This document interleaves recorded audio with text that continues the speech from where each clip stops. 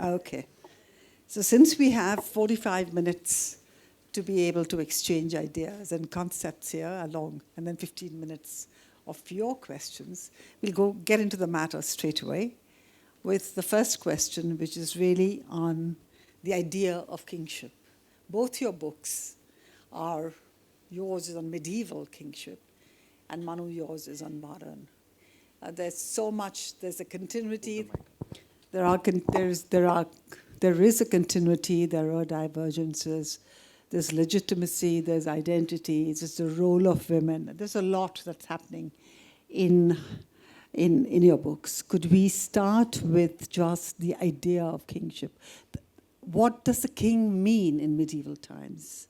And how does that, if you could just take one topic of what is the medieval king meant to project? What are his attributes which are then glorified?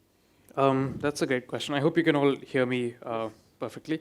So that's a really good question, Rashmi. And I think that one thing that really strikes me about medieval kingship is how different and yet how similar it is to our modern idea of what a political leader should be.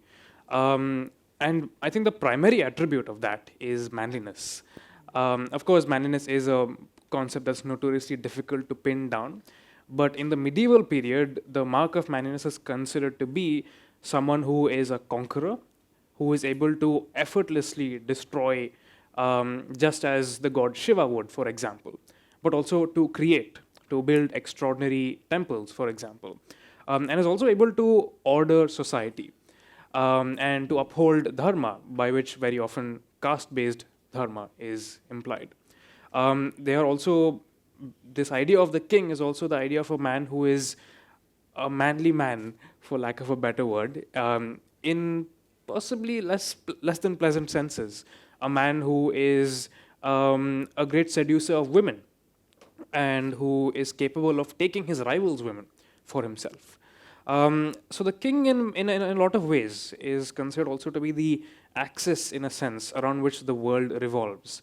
Not just the society of his kingdom, with all the caste groups that entails, but also who, through the force of conquest, is able to reorder the political geography around him by invading and creating vassals, for example, by choosing who will be his tributaries, by subjugating them, by taking their wealth, taking their women, and then giving them back as forms of grace, in what seems to be almost this strange parallel to giving gifts to a god and having them returned to a devotee.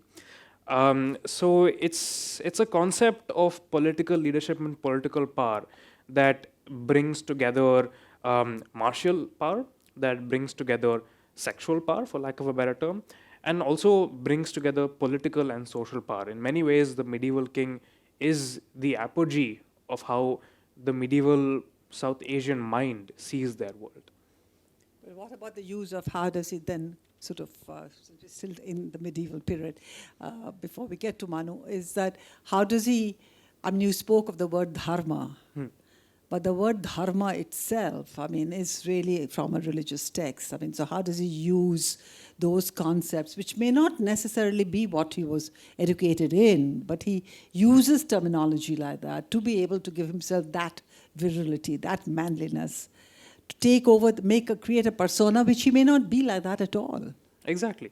And I think it's important to remember that I think there's a tendency when you look at ancient and medieval India, because the sources of evidence that we have are so limited, is to look at these idealized texts and try to extrapolate how an entire society functioned from them, which is not something we necessarily do for any other period in Indian history, right? You know, if you were to try and understand how the Mughals do things, you would read a biography of an emperor, and then you'd realize that all the claims of being the leader of the faithful and so on are very different from how the leader actually functions in practice.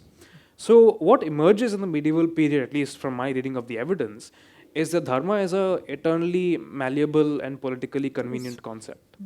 And while the Brahmin, the theologians might claim that dharma is one particular thing, a king might very well differ from that. So we'll find, for example, that people who are supposedly beyond the pale of caste-based society, especially Adivasi peoples, are very often recruited by kings to be part of their armies and who are given the positions of generals and thus eventually become kings in their own right, like the Hoysala dynasty in South Karnataka. So dharma is a concept that is defined by the king and for the king. It does have parallels to the way that a Brahmin theologian might think about it, but it is something that fundamentally is defined and shaped by royal power. And it's something that we see very much today as well, where modern politicians claim to be dharmic or to be following Rajadharma. It's usually about winning elections more than upholding any ideal way of how the world should operate. Yeah. Manu, where do you see the continuity and the divergence in the modern Well, I think period? kingship isn't an institution that's died out. There is kingship, contemporary. It's still there in our world. At one level, a legal level, we still have legally recognized princes in the country.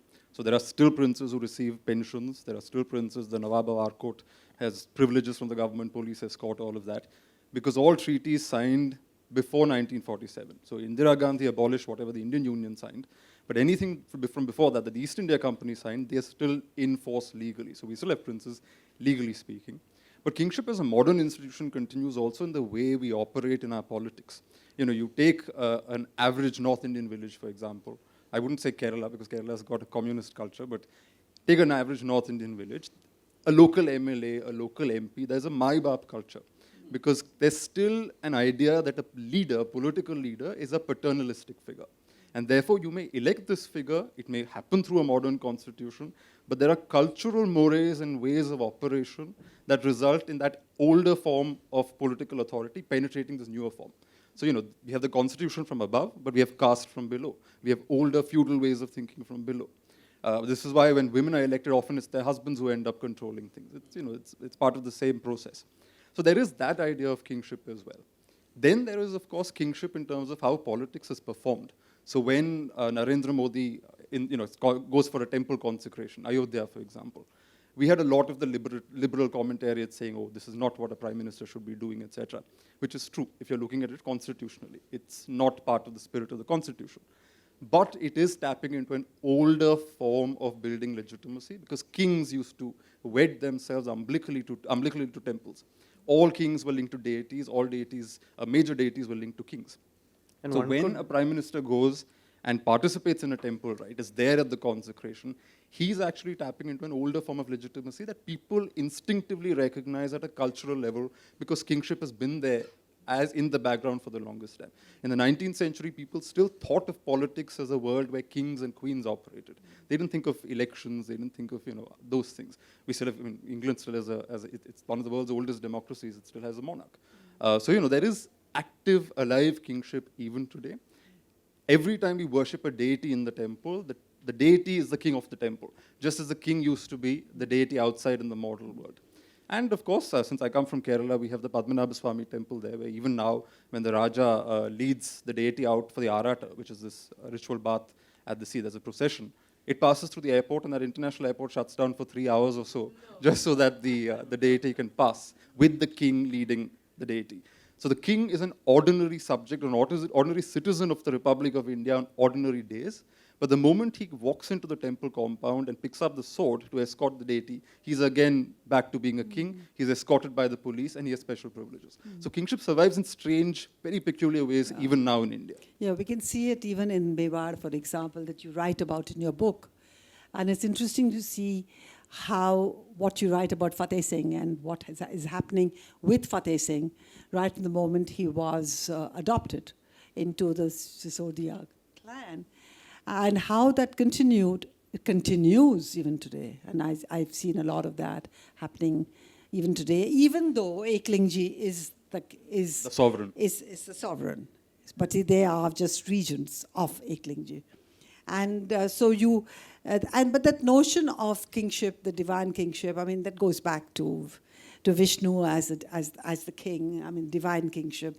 It goes back to Buddha as Dharma Chakravartin and Chakravartin. So that closeness of sovereign, earthly sovereign power and divine power are pretty much inseparable. And but it was also malleable. Yeah. You could emphasize the divine at certain moments, and you could also play it down. So when I was doing my book on Travancore, I remember a member of the royal family off the record telling me, so I'm not allowed to name them, but they told me that conveniently the deity is in Yoga Nidra, which is the eyes half shut, Yeah. which means the king, as the deity's representative, gets to do a lot of things in the name of the deity, and the deity is not really noticing. So, it's always been a malleable concept. How much you play up that divine side, and how much the king as a political actor does what he as an autonomous agent wants to do. So how was that then used by the British in the 19th century? That relationship, that divine relationship, where does the British Raj fit in? Where does the Empress fit in? That's one. I think Anirudh will agree on this, which is that kings performed for multiple audiences. So kingship wasn't just one template or one formula. Each king had multiple audiences and constituencies he was trying to cater to and be relevant to. Now, for example, the kings of Puri, who controlled the Puri temple, I think one of the Orissa Rajas, they had a huge tribal population there. So he'd go through his Brahmanical rituals at coronation, and that was in keeping with the old texts, the Shastras, whatnot. And then there was a ritual abduction of the king, who'd be taken by the tribals, and he'd eat non-veg food, participate in tribal rites, and then come back. He'd be rescued, again in quotes, and then reinstalled in the palace. Because he's got such a massive tribal population, he cannot have a consecration without bringing them on board. So a Hindu Raja, say, because I worked on Travancore, take a Travancore Raja in the 18th century. On the one hand, to his own subjects, he's Padmanabhadasa, representative of Lord Padmanabha Swami on earth, which was again a concocted idea. It was built up in the 18th century through rituals, etc. All the same, he's also a piece on the political chessboard that is the broader South Asian region, where the Mughal emperor is seen as the fount of all legitimacy. So he wears Persian robes, he gets his title certified by the Mughal emperor in Delhi, because for others to recognize him in India, Padmanabha Swami may not necessarily work. The Mughal emperor certification will work. So you get the Mughal emperor there. And once the British come in, the British form a third layer. They start giving out titles. They start giving medals and so on, which you accept. Sometimes you don't accept. The Nizam of Hyderabad famously got a medal with Queen Victoria's face, and he refused to wear it on his neck, saying I'd look like a slave. So he put it on his chair and sat on it. Yes. So, which was also politics, which was also a way of delegitimizing Victoria's claim over him. So kings were constantly, therefore, speaking to multiple audiences. Sometimes you would use God, sometimes you would use a Muslim emperor, sometimes you'd use a white man who's your contemporary political master. All of these were relevant and they were happening simultaneously. You was about to interject, Anirudh. So, yes, a few thoughts actually. I don't remember exactly where I came across this idea, but some ditty on Twitter basically went on the lines of, India isn't really a democracy because what we're electing are not our representatives but our feudal lords. And I think that's a very good way to think about it, because the idea behind electing a politician is not that they're going to be responsible to you, but that if they like you enough, then they will help you out a little bit here and there. And that's very striking to me, because once again it seems to echo this much older tradition of thinking about royalty, where you can't expect anything out of them except, you pray to them enough and they'll give you something. I'm also struck by how old this idea of ruling in the name of the god is, and how the utility of a particular deity to royalty might change over time. Where in the period that I look at, from 600 to 1100, it is not Vishnu who is the premier royal god, but Shiva. And you will see kings going out of their way to associate themselves with Shiva as Tripurantaka, the destroyer of the three cities. And with the Cholas especially, who are a dynasty that absolutely fascinate me, they are constantly claiming to have burned enemy cities and carried back enormous amounts of gold, which is also tied partially to the way their state functions, where they need all this liquid cash to bribe potential new followers, local chieftains, to join their armies and keep providing with manpower. And once the Cholas expand to a point where they cannot guarantee any more military successes because they've burned everybody who could be providing them with that, the state collapses and becomes a much smaller power within the space of a generation. And I think that also comes back to the question of what is the audience of the king? The fact that we still use the same title, that the terminology that the kings use remains the same. They're still calling themselves Maharaja de Raja in the 5th century CE, and they're still calling themselves Maharaja de Raja all the way up to the 20th century. I think the royal family of Nepal called themselves Maharaja de Raja. It obscures the fact that the nature of the institution changes completely over time. You're moving from a period that is barely urbanized, where the majority of manpower is mobilized through local chiefs, local assemblies, to by the 15th, 16th centuries, you begin to see a bureaucracy emerging. And this is actually tied to the Mughal Empire. Though very often the British are seen as introducing India's first professional bureaucracy, it's arguably the Mughals who do that first. And with that, the nature of the state also changes. And when the nature of the state changes, the ruling class begins to change. And then the people who the king has to appease also changes. So you might have to appease Adivasi populations alongside your Brahminical populations. Or you might have to appease your Vaishnavites alongside your Shaivites. Or you might have to appease your Persianized ruling classes who think that a king must dress in these robes alongside people who think that a king must dress in a munda and wear heavy jewelry. The most striking example that I came across of this, and I was just telling Manu this a little earlier, is of the emirs of Sindh. So Sindh was conquered by the Umayyad Caliphate in the 8th century. And by the 9th century, they had become one of the major trading partners of the Rashtrakuta Empire of the Deccan. Now, the striking thing about the Rashtrakutas is, I mean, it's not that striking to a medievalist, but to us, they would look super weird.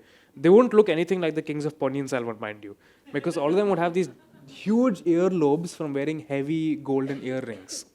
And crowns that were probably so heavy that they definitely had neck problems. Spondylitis. Spondylitis and so on.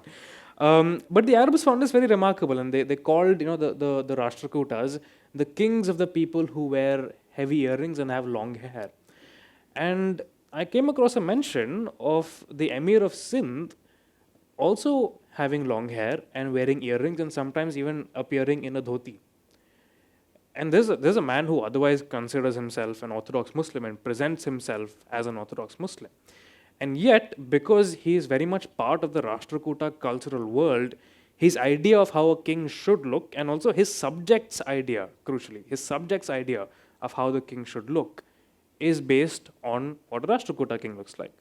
And of course, the same applies sartorially to the rulers of Travancore. Yeah. So, the two things that you spoke about here that I'd like you to sort of start with is the role of the Mughal emperor, the kingship. Does kingship change, and how does it change with the Mughals coming? Because prior to that, there's not. I mean, one can talk about the sultans of Delhi, the Sultanate period, but really, as a very important interjection, is really the Mughals. So, how does kingship change there with the Mughals? And also, to another that you spoke about, what you brought in, what I'd like you to talk about is the caliphate. And you brought in Sindh, so I'd like you to go back a little in time before Rashtrakutas and go back to Gujarat and the Chalukyas of Gujarat and how they were responsible, if I remember right, reading your book, about taking on the caliphate of the Abbasid Caliphate, right? The Umayyad. Oh, it was the Umayyads, right. The Umayyads. So could you just talk about a bit of that, and did that have any impact on the notions of kingship as well, since we're talking about that? And my third question would be looking at women. I lose track of all the questions. I'm going to ask you that. But so first, if you could. So the thing is, look at the Mughals also as a case study, right? They come in as invaders. And although now in Akbar's rise seems inevitable, at the time he was one of many pieces moving around in North India. He happened to win. Yeah. And then Akbar is the person who really starts evolving a court protocol, partly influenced by Timurid culture, by his own Mongol ancestors, and by what's happening in India. So he blends up Rajput custom, blends some of his Central Asian origins, blends something that's happening in Persia because his fathers had influence, had exposure to Persia, and of course other things all together, and creates a kind of composite model of his own. It's an Akbar's time, as Ira Mukherjee has argued in her book, that women's names disappear from the Mughal court. So his aunt Gulbadan Begum, you've got the names. From Akbar's time, you have titles. So even Jahangir's mother, Maryam uz-Zamani, what is that? Mary of the Age. Yeah. It's a title, it's not her actual name. Because he's creating a new protocol. The thing is, over the centuries that pass, as the empire expands, the divinity of the Mughal king also becomes more and more cemented.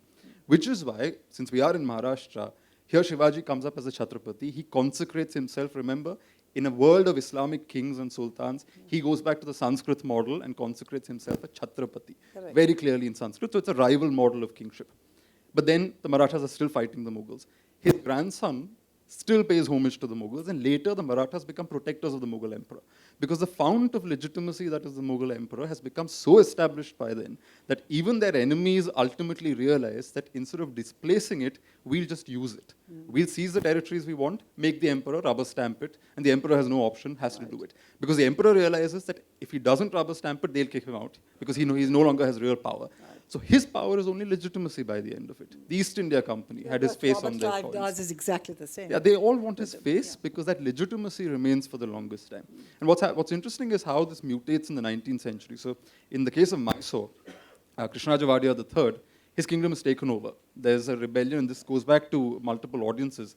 The Maharaja of Mysore belongs to the Arasa community, which is a very small elite. There are the Vokalika peasants, there are the Lingayats. And these are major challenges to the king, especially the Lingayats, who have a history of standing up to the Vadiyar dynasty. And of course, there's the British, the East India Company is also in play. And on top of that, there's a Brahmin bureaucracy of Maharashtrian Brahmins in Karnataka. So you can see it's already a diverse court. The Raja tries to displace these bureaucrats and bring in his own men. The bureaucrats conspire, I'm simplifying, they conspire with the British, orchestrate a rebellion, and the kingdom is taken over from the Raja. Now, how does the Raja maintain relevance when for 50 years he doesn't have access to his territory, he doesn't have access to administrative power? When you don't have power, are you still a king?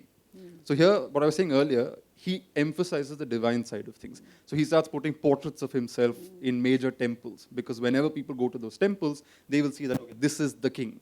The British may be ruling us, there may be white men around us, but this is the king. The Lingayats rebelled against him, so he has portraits commissioned where he's dressed like a Lingayat with an Ishtalingam, which is what they wear, and so on, and disseminates those.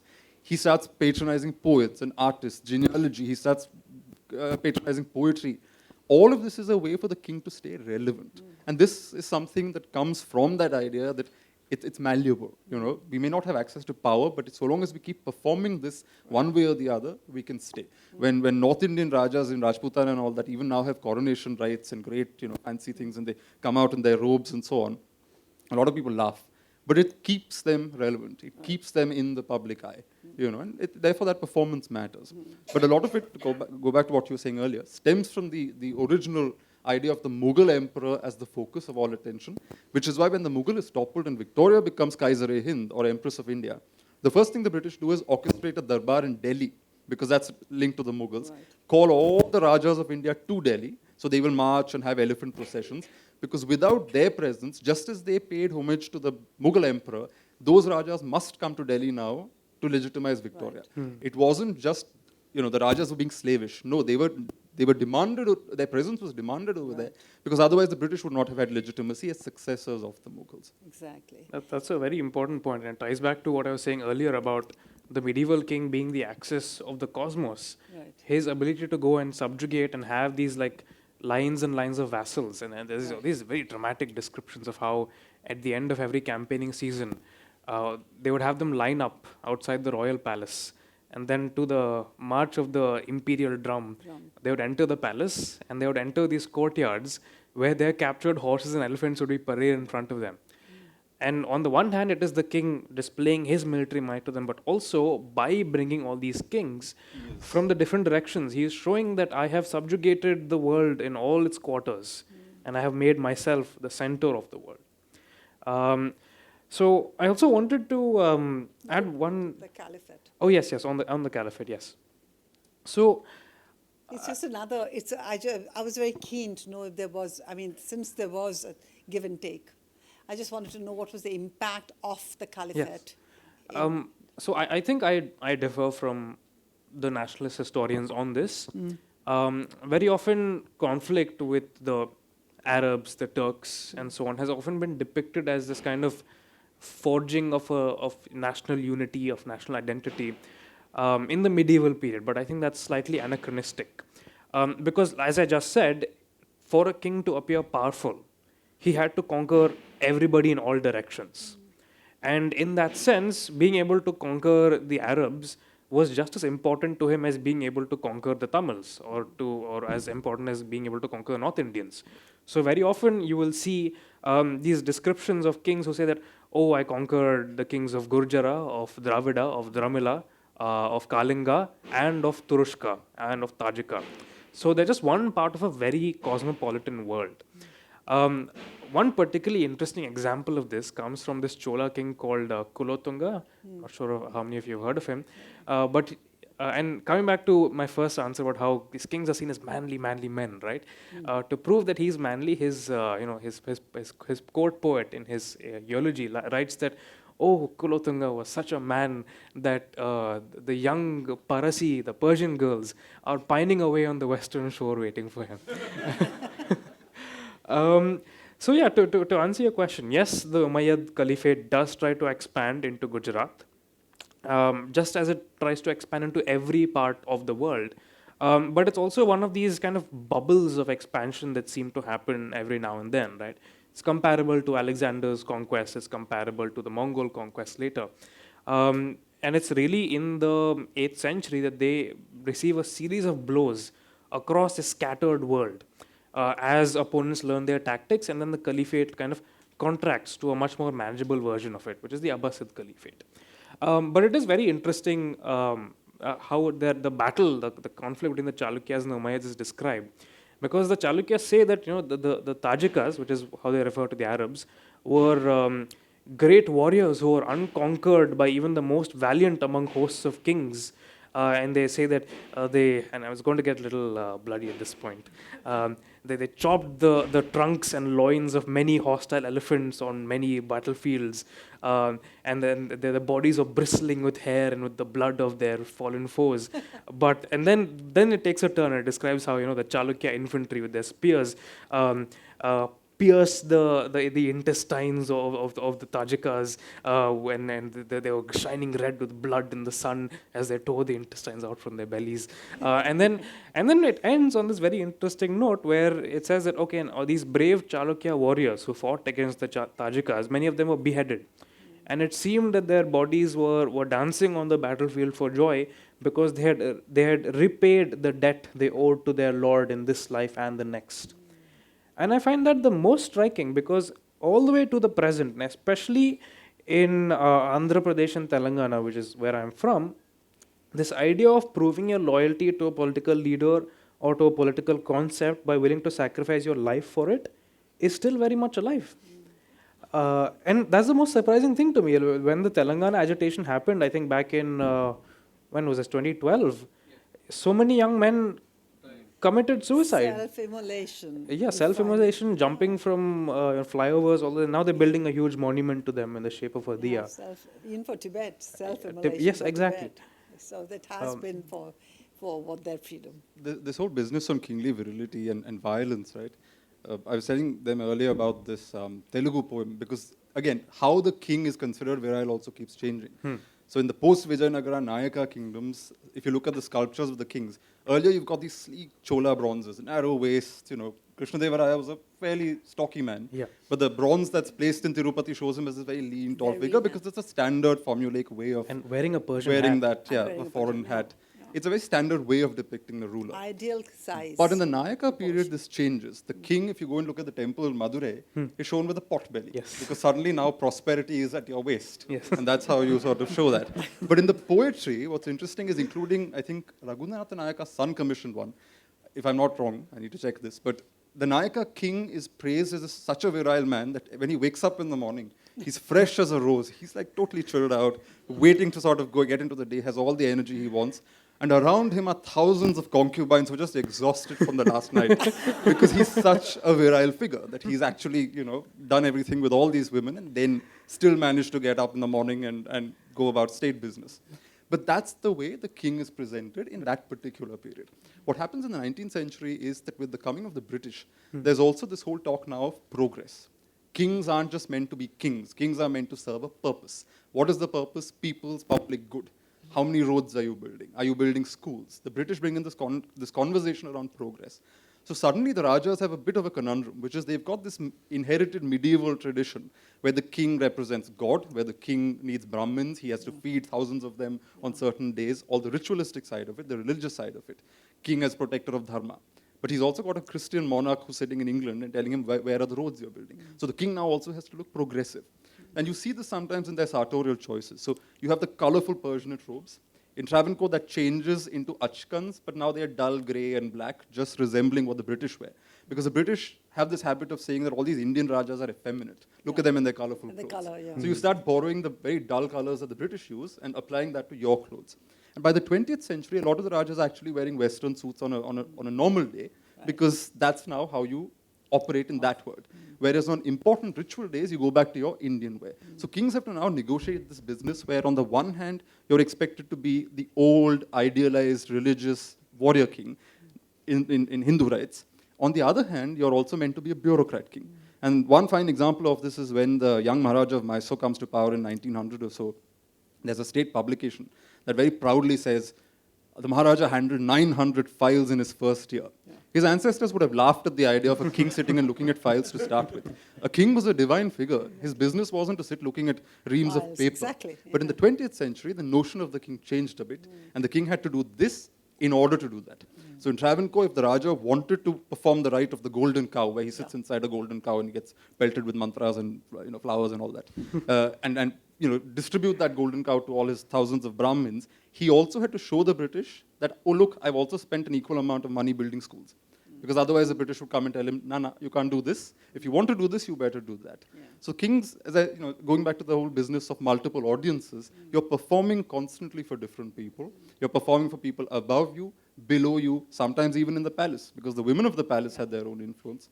They had their incentives. They had their idea of what the king should be doing. Where were the women? And this is not the queens. I mean, I'm not talking about, say, Lakshmi Bai, who had, we'll talk to Lakshmi about, or the Kakatiya queen that the Rudrama Devi. Yes. I'm just talking about the women, the harem, the mothers and the wives, concubines. So you don't really come across them because all one's reading are prashastis, what they want you to read. The king and his 16,000 concubines. Yeah, 16, whatever, the number of concubines. Even in the, all the Mughal paintings that we see, how many of the queens are there? Hardly a few paintings of Nur Jahan. Very, very, very few. Which may not even be her actual likeness. Yes, where were the daughters? Where's Roshanara Begum? Where's Jahana? So it was just not there. I mean, they were not even depicted. So, or depicted as and they were even artists themselves. A lot of them even painted themselves. But you don't really come across them at all. Or rather, they're marginalized, So what happens to these women and in the power story? There's a scholar called Arik Moran, I think he's Israeli, who's written about these Pahadi Rajput and the Rajput states up there, the foothills of the Himalayas. And what's interesting, he talks about this one case of a queen who was actually very powerful. Her son was a minor. She was the one who actually ruled. But because Rajput social mores did not allow women to come out like that and practice and exercise power like that, in written records of that same period, it's her son who's projected, as if he's a full-grown adult ruler. And she's relegated to a much more formulaic depiction of what a queen must be like, officially speaking. Now, in practice, we know from other evidence that she was in charge. But if you look purely at the records of the court, or rather how the court wanted to project that period, you wouldn't realize that she had that kind of power. In my book, Rebel Sultans, there's this Begum called Khunza Humayun, who was painted with her husband, sitting with him, next to him. And her son at some point got very annoyed with this and basically turned her into a giant blob in all these paintings. So you've got the man and blob, because blob used to be mummy, but mummy's been removed from the paintings. Because, people aren't comfortable with women having that kind of space. Did women still manage? Yes. In Rajputana, Parda wasn't necessarily always an oppressive, institution. It could be used strategically also. So there was a regency in the 1830s in Jaipur, and the regent queen allowed all the courtiers that she liked to access her. But the moment the British resident wanted to meet her, she'd be like, no, Parda. I cannot see a white man. And the British realized that this was just a way of keeping them out and keeping the court in. It was a way of negotiating that. Parda could be bypassed. One rather curious role technique was that you would feed your breast milk to the man who's outside your family, by which he becomes your son. No Parda. He also gets access to your private quarters. So queens managed to find ways around this. Some of the most fascinating chapters in Maratha history were led by women. Tarabai, for example, for many, many, many years. Succession. They had a habit, every time kings died without heirs, the British would complain that in multiple Indian states, suddenly, till then, all these queens who had had no children would declare themselves pregnant. Because, they wanted control. Otherwise, the British would intercede and decide who the next ruler is. Whereas by getting yourself pregnant, you had some control as to what the destiny and future of your state would be. And they would sometimes use this mechanism to retain some kind of autonomy. So women found ways to stay relevant, including by controlling their sons and brothers and fathers or whoever. What about the medieval times? It's Or very the Kakatiya queens particularly. Yeah, it's very striking to me how similar the situation was in the medieval period, because as much as the institution of male kingship and the audiences of male kingship change, it doesn't really change that much for royal women, because the audience is still primarily the men of the court, and they are still expected to behave either as a woman should in order to appear in the public domain, or in a few very interesting cases, they present themselves as a man would in order to rule. Rudrama Devi, of course, is a fairly well-known example. So she's this 12th century Kakatiya queen who calls herself Maharaja Dhiraja, and she dresses in a man's costume, rides an elephant, leads armies into battle. Actually, probably died on the battlefield, interestingly enough. But I actually find this other group of medieval queens much more interesting. So it's called the Bhaumakara dynasty in Odisha. And I think around the end of the 9th and early 10th century, so these queens emerge onto the scene because the Rashtrakutas, who I mentioned earlier, actually invade Odisha, and there's this massive crisis of legitimacy because the king has been defeated by this external power, so he is no longer legitimate. So queen rises to rule instead because her father is a powerful South Indian king. And then soon after that, we begin to see that queens are ruling as regents, and then gradually the need for sons is completely done away with. And you see a queen who, after she dies, transfers power to her, to her stepmother. The stepmother transfers power to her sister. So the power remains entirely within the royal harem. And this happens for many generations, and very few people actually know about the Bhaumakara queens. Now, there's many reasons why this could have happened, and my theory is possibly because their audience was different. A lot of these queens came from Adivasi communities that had married into the Bhaumakara dynasty. And therefore, their audience was not the Sanskritized, the Brahminical elements of courtly society, but rather the tribal people who formed the backbone of the military. And therefore, it was much more possible for them to appear in that sense. But because we don't know how they communicated with their tribal populations, we don't know what language they were speaking, these were not the kind of languages that were ever written down in a Sanskritic society. What we do have are the Sanskritic inscriptions, and there they call themselves Maharaja Dhiraja. They call themselves a male king. But there's no evidence that they were wearing male costumes or presenting themselves as men in any other way.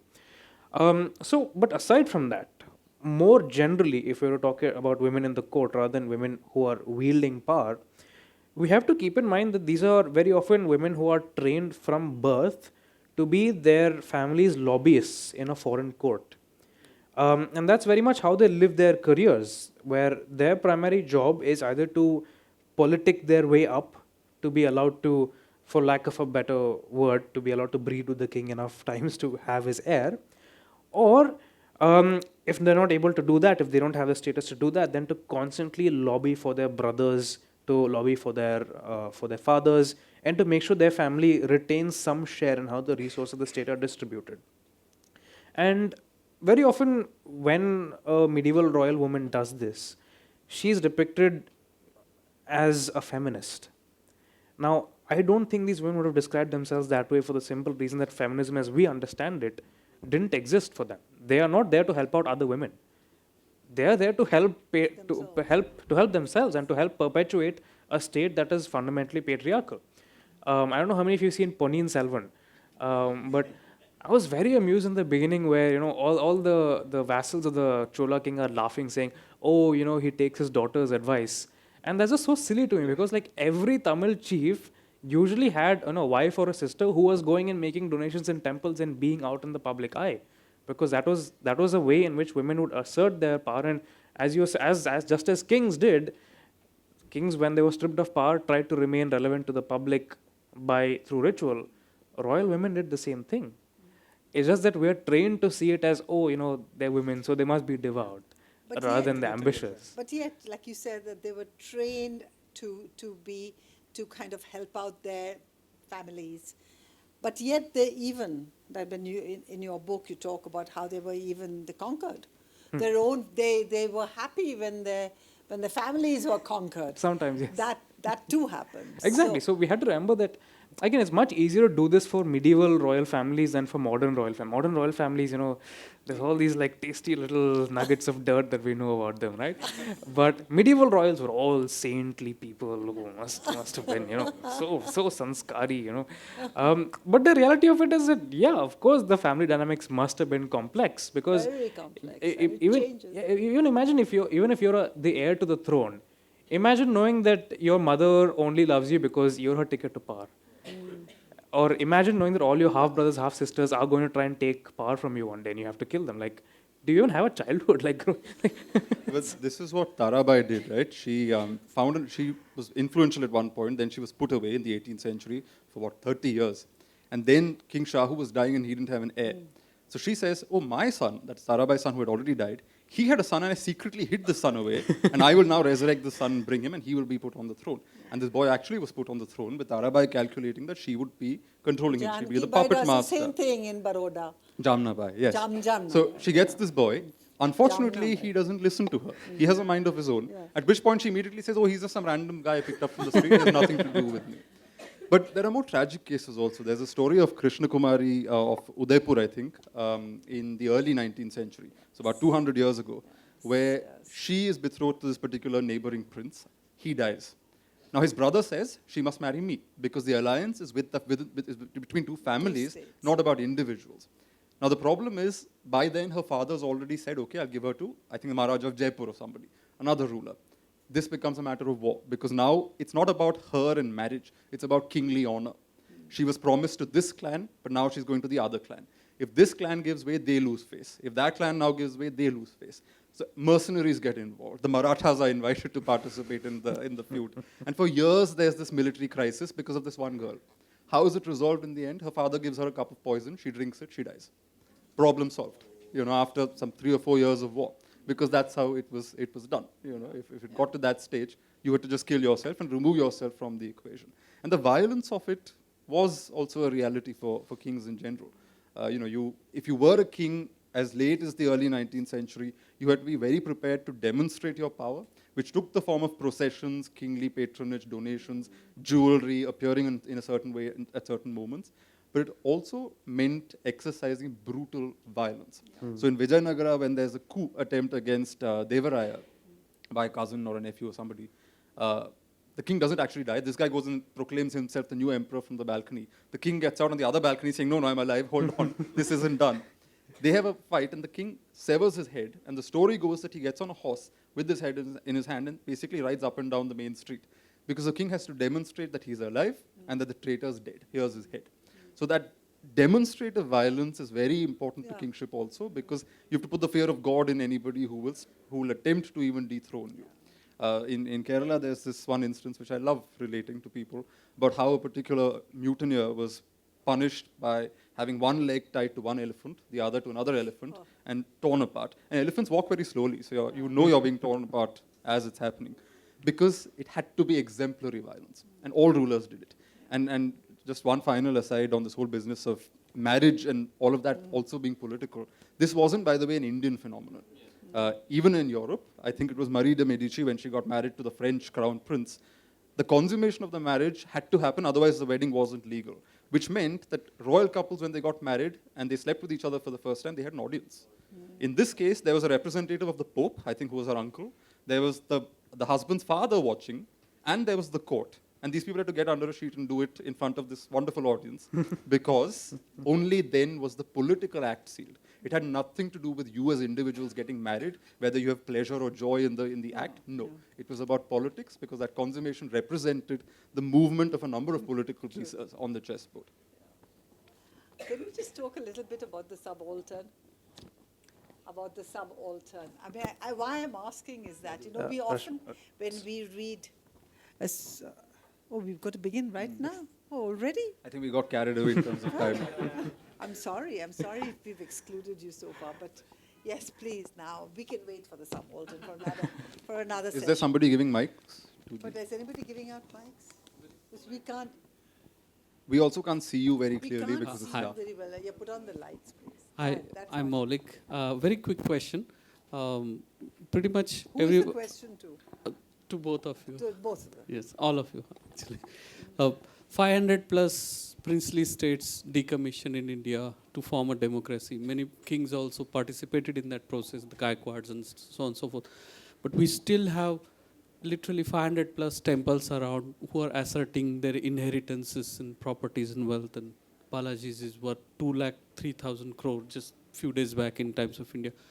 Does this do you think it should have been decommissioned also at the same time? Deities and temples. Yes. Well, in Indian law, deities have legal personalities, as far as I know. So you can actually take a god to court because the god has a legal personality. Of course, the god is represented by his very human trustees, but even so. So the Padmanabha Swami riches belong to the deity. It does not belong to the custodian, who's only a trustee. The deity is the owner, and it stays in the temple vaults. That's the understanding generally. Also, when the whole treasure thing in that case came up, people said, oh, it should be melted down and roads should be constructed. It was a bit horrifying because this gold isn't just fresh gold sitting there. This is antique stuff, 1,000 years old in some pieces that are there. You can't just melt it down and build roads. It's part of our heritage. It needs to be preserved as it is, I think. Tirupati, etc., I think is more contemporary money, bank deposits, that kind of thing. Heritage and aesthetical part of it, but our nation has been extremely poor for hundreds of years. So I have a, in general, I'm very cynical about solutions that say, hey, let's follow what medieval kings did, because you know what these guys were like, right? But there's one thing I find very interesting about the Chola state is that even though now they are proclaimed to be the most devout people who ever lived, in the Chola territories, gods owed taxes. The lands of the temple were due to pay, the deity had to pay tax to the king on them. And one very major way for local notables to establish themselves was to make these grants of land in the name of the temple that would be used to pay off the taxes that the god owed, which were considered to be an act of great piety. Now, is taxing temples feasible? Is that something that would be possible in today's political environment? That's a question that I don't have any answers to. Kshatriya class was decommissioned and neutered, but the priestly class is still ruling in the form of RSS and so on and so forth. That's what some people... Your words, not mine. Thank you, sir. Yes. Just hang on. Can you give up that? Who is the question to, please answer? It's to both of them, actually. So the question is actually looking at history now. Where do you see kingship going in the future? Especially as some of the kings or that we talk about, like Gaikwads and all, now survive as patrons of some charities or as in some form social media influencers. So where do you see this going in the future? I think, as I said earlier in an answer, it's more about a political culture that keeps the idea of the king alive. It's not necessarily descendants of the old royal families. They keep alive, say, museums, they've got artworks, that kind of legacy, and they protect certain things about their identity. But we have a wider political culture where elected people also behave like kings, and people treat them like kings. That whole Mai Baap thing that I mentioned, it's part of that. So, and because we seem to be living in a time when there's this whole emphasis on the traditional, on this very monolithic, stereotyped idea of the traditional, it's possible these cultural values will actually expand in the coming years, and there'll be more of this that we see. And we create this, Indian democracy was always this hodgepodge, right? Like, we have the constitutional values, but we have that mixed up with class identity, caste identity, linguistic identity, all kinds of mixed up things. It'll get even more mixed up, and I suppose some would even say this is Hindu dharmocracy, because that's how we want to operate. Why should we ape the West? We'll do something that blends our own customs with all of it. But again, I think it's part of political culture rather than ex-royal descendants maintaining anything. That's just a more museumized version of kingship. Whereas the real question to ask is, how is kingship still alive? And why do we still have values that have these, old world, some would even say anachronistic principles still in fashion and still in currency? I think we have to remember also that the process by which these ideas remain relevant is also one in which parts of society actively play a role. We have to keep in mind that for the last few years, WhatsApp University has been proclaiming to the ends of the earth how great medieval kings were, and that I think has substantially increased the legitimacy of this idea that a king must appear, a political leader must appear and behave in particular ways. And it's not just something that the BJP is doing, but also the Telangana Rashtra Samiti, where K. Chandrasekhar Rao, the Chief Minister of Telangana, publicly participates in yajnas, and he has recently paid for the restoration of a temple in Yadagiri. So these have a very wide national currency, and it's not limited to a single political party. I don't think it is inevitable for us to have ended up this way, because while yes, even at the moment of independence, you already had Congress leaders going and restoring the temple of Somnath, and even though Nehru was not okay with that, they still participate in that. So, but at the same time, this way of presenting political power didn't emerge onto the center stage until the last few years. So, if anything, that just shows you that history is never really over. It is constantly being appropriated, rewritten, represented in new ways. And we should not strip ourselves of the agency in determining the way that it pans out. Because the more aware we are of the nature in which South Asian, specifically Indian and Hindu royal power presents itself, the more aware we can be of its for lack of a better word, its dark and sexy appeal. But it's not just that. If you think about it, even if you're talking about masculinity, virility, autocracy, self-representation, body culture, you see that with Putin. Yes. And how he's trying to appropriate that from the Tsars. Yeah. A lot of it, he's again recreating that. So it continues in other countries as well, where they've had that kind of that sort of history. It's a language of politics, which is what I was saying earlier. And therefore, even if it goes out of vogue at a certain moment, it always remains there somewhere on the margins, on the periphery. Yeah. And it can be brought back at a different time, which is what he was also saying. You never know. It will never vanish. It's just a question of how dominant and sort of persuasive it is at any given moment. Yeah, there's somebody there at the back. Are there any ladies who want to ask questions? Because we've gone with two men already. Okay, can we just have the lady there, please?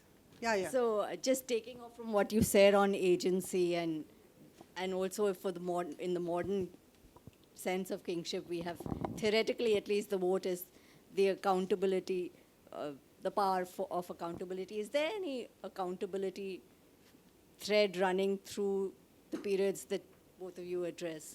I think Anirudh should answer. That is actually, I mean, that's what we were trying to touch upon, this idea of multiple audiences of kingship. In that the very fact that you have to present yourself in particular ways to particular audiences suggests that there is a concept of accountability. In that if you don't present yourself that way, then you're in trouble. So irrespective of whether a king is actually, upholding the dharma and, enforcing the caste system, and like I said, very often they did not. When it suited their interest, they just wouldn't do it. They would still claim to do it. But that's a very different kind of accountability from the democratic one. At the end of the day, you don't expect anything more from the king than he's not going to kill me if I'm nice to him.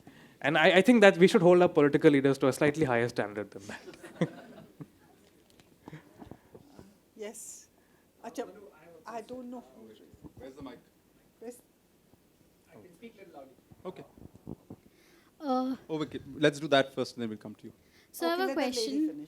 We have seen in the history that we have a lot of evidence of Buddhism, stupas, etc. And once in a time, long back, it was prevalent everywhere, from east till South India. Now I would like to understand how this Buddhism has suddenly lost somewhere. I think it's sudden. And we don't Yeah, find people practicing the Buddhism way of life. That was once very prevalent, especially in the medieval India. So I don't think it was a sudden process by which Buddhism vanished. It was a very gradual one, and we have to remember that for a long time, Buddhism and Jainism were also royal religions. I know that, of course, they do, when they start off, they do have these ideas that, we are much more egalitarian, we don't believe in caste, all those things. But if you were to simply look at the names and the social backgrounds of the Buddha's earliest followers, the vast majority of them are Kshatriyas and Brahmins. not people who are Dalits or the equivalents of the ancient period. And then as you see Buddhism evolving century by century, also Jainism evolving century by century, they have a lot in common with religions that we would think of as quote-unquote Hindu, where they will have the processions where these golden idols are taken out and bathed in milk, in buttermilk, in fragrant water. You see them believing in astrological deities. All the Tirthankaras, all the Buddhas are given these protector gods, protector goddesses, mandalas begin to emerge. And you have kings who are completely fine with appropriating that into their states where it suits them. You have them patronizing these great Buddhist monasteries, which again, they're presented to us as universities. But in reality, how many people had families that could afford to send them off to these places? Which backgrounds would they have come from? So I think when we ask these questions, we have to remember that, first of all, that the nature of political power in India is such that it does not leave religion alone. Religion and political power always co-evolve. We can see that all the way up to the present. But the other thing that we must remember is that a lot of what we think of as Buddhist or Jain is not really exclusively Buddhist or Jain. And there are, through most of India's history, the boundaries between religions and even between Hindus and Islam were very porous. It's only in the last century, and partially under the scrutiny of the British and the British's orientalizing tendencies, that these very clear lines begin to be drawn. Because I guarantee to you, you go to Shravanabelagola, the great Jain site near Bangalore, you would be surprised how similar Jain ritual is to Shaivism. And I dare say that if you were to look at any Tantric Buddhist practice, you would see a lot of striking similarities to the way that Hinduism is thought of. Also, these places of worship, they also changed over long durations of time. Yeah. So you can identify temples even now that used to be Buddhist at one point. Then at a certain moment, the Buddha was sort of inched out a little bit and a Vishnu might be installed. Then after a while, the Buddha is taken to the periphery and Vishnu becomes the main deity. And the temple becomes, and the shrine becomes something completely new. It happens over a long stretch of time. It happened at Panhalekaji, clearly. If you go to the 12th century site, it was the thing then. And so that you could see. Manu, to your earlier point of kingdom still having, the East India Company's agreements on, two questions on that. One is, why couldn't Indira Gandhi, at her pomp when she rescinded the earlier agreement, could not rescind the one that they had with the East India Company? And two, how many such agreements are still in force? So I don't think we have a number for how many are there. For example, the Maharaja of Travancore is no longer legally recognized, except in the religious sense when he does the temple rituals. But the Zamorin of Calicut in North Kerala is still recognized, and he still gets a 60,000 rupee annual allowance. I think 4 other members of his family, the eldest males, the next 4 in line, they get certain allowances. The Rani gets an allowance. All nominal sums now, but it's still paid. Now, as to why Mrs. Gandhi didn't change it, firstly, Mrs. Gandhi abolished the privy purses as a political act. Even though it was branded as a great act of socialism and so on, the fact was these Rajas who were getting privy purse allotments from the central government were using it to fund the opposition. Just as when the British were around, the Rajas used to use their money to fund the Congress. Except that in the post-independence period, they started helping the opposition because Congress became too dominant. So this is one way of pulling the carpet from under the opposition's feet. Nasty politics as we have even today. That was one thing. The second thing is, I think pulling out of these older treaties and older agreements is legally a much more complicated process. Because India inherited these obligations from the earlier entity, that the previous government of India, the British government of India. And a lot of those obligations can't just be wiped out like that because it opens up all kinds of issues. In fact, in Kerala, which is under communist governments even, government has actually increased the allowances paid to these ex-royal families. Why? Because clearly it has some social benefit. Some vote bank somewhere still recognizes this as valuable. So, for that reason also, I think people wouldn't necessarily want to completely wipe out everything. And then Rajmata Scindia also financed that. Yes, yes. She was one of the big bank sources for the BJP. I'm afraid we have to wrap up because there are others waiting to come in for the next session. This is just to point out that how the notion of kingship still attracts people, all of us. We are all here riveted by 2 wonderful historians as well as great storytellers, because even those stories we are still attached to. And this is, even though we are all, everybody here is post-independence. And it just shows how much of it still matters and the currency and relevance it has today. So thank you so much. Thank you. Thank you all.